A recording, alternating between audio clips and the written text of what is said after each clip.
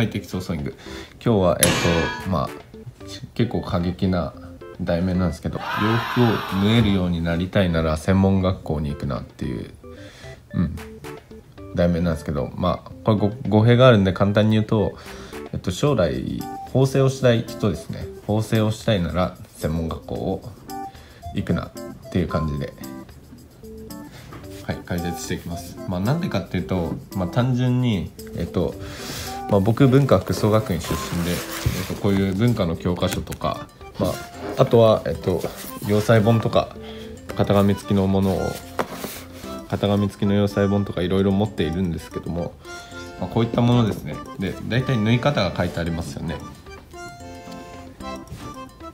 で、そのやり方自体がもともとピン使ってやるやり方だったり、工場では使わないやり方で書いてあるんですね、ほとんどは。なんでかっていうと、おそらく一般の人はピンなしで縫うことができない、難しいから、そのね、ピンありのやり方でやるのが、今の世の中の主流になってるんですけども、そういうやり方で一度覚えてしまうと、それが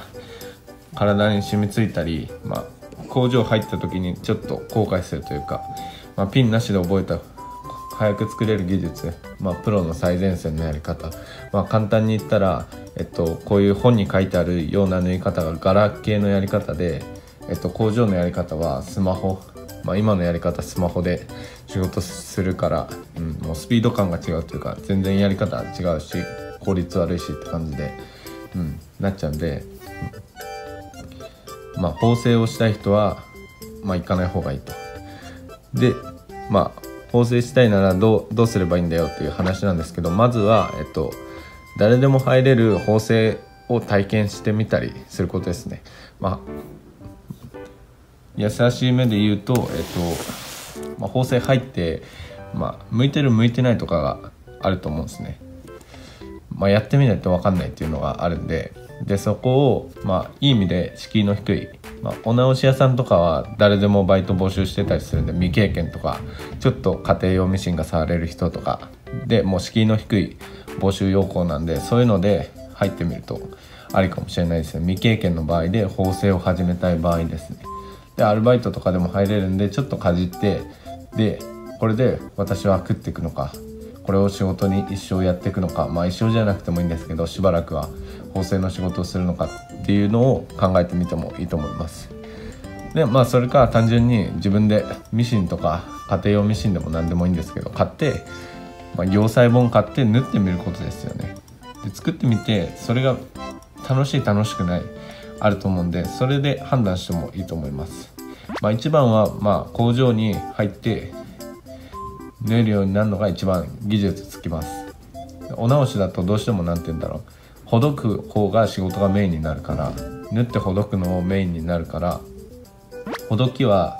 縫いの3倍ぐらいかかるって言われてるんで、縫ってる時間の方がかかる。ほどいてる時間の方がかかっちゃうっていう計算になりますよね。ほどく時間の方が多いって考えたら。で、あと接客の時間とかいろんな時間取られるから、純粋に縫いだけをしたいなら縫製工場で働くのが一番早いかなと思います。あとちょっと頭回る人とか型紙も描いたりできるような人だったら、サンプル縫いのところに入れたら一番美味しいかなと思います。理想はよくあるパターンが、工場で技術とか縫えるようになったから、私全部縫えるようになりたい、サンプルですね。丸縫いとか言ったりするんですけど、その丸縫いがしたいから工場を辞めますとか、別の職場、丸縫いのサンプル屋さんに働きに行きますみたいな転職とかが多かったりします。要するに自分の次のステップアップですよね。だから最初にサンプル屋とかに入れたら、そのまま、縫うスピードは遅いけども、世の中の需要って例えば洋服の肩と脇だけ縫える人か、遅くても1着全部作れる人ってなったら、普通に考えて1着作れる人の方が重宝されますよね。なんで結論的に言うと、全部作れた方が強いということになるんで、みんなそこを考えるわけですよ。で、サンプル縫いとか全部縫えるようになる仕事をメインにしたい。言って縫製工場を辞める人が多いと思うんですけど、縫製工場で働いていいことは、縫う速さが格段に速くなる。サンプル縫いだけやってる人とは比べ物にならないぐらい、要領よくやり方分かったり、そうですね、まとめてやるやり方とか、スピード感がとりあえずつけられますね。あとなんていうんだろう、もう何も考えないでもそれできるようになるとか、体で覚えることができますね。もうスポーツと一緒ですね。見なくてもできるとか、体で覚えてるからすぐその到達点のレベルまでいけるとか、もうそういう体で覚え込ませることができるというか、サンプル屋だといろんなアイテムやるから、僕働いたことないから何とも言えないですけど、広く浅くって感じなんで、またいい点と悪い点があるんですけど、食ってけるのはサンプル屋ですね。でそれか工場で長く勤めて、そのサンプル担当とか一着縫い担当に上り詰めたら美味しいかなとかいろいろ思います。でこんな感じで縫製を始めるなら、専門学校に入らない方がいいという理由で紹介しました。で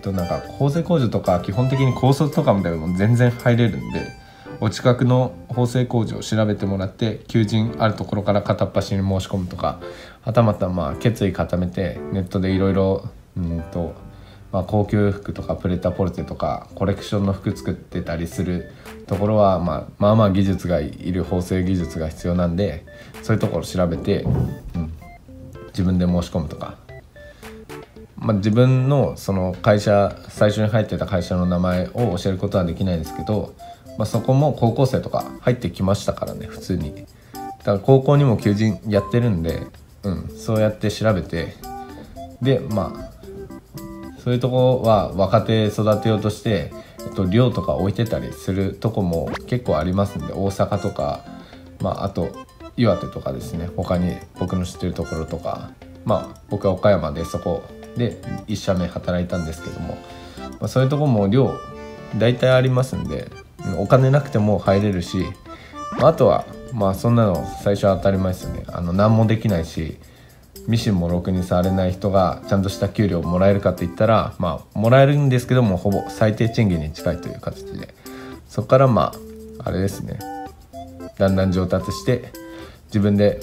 目星つけてやりたい目標の方にフォーカスしていけばいいんじゃないですか。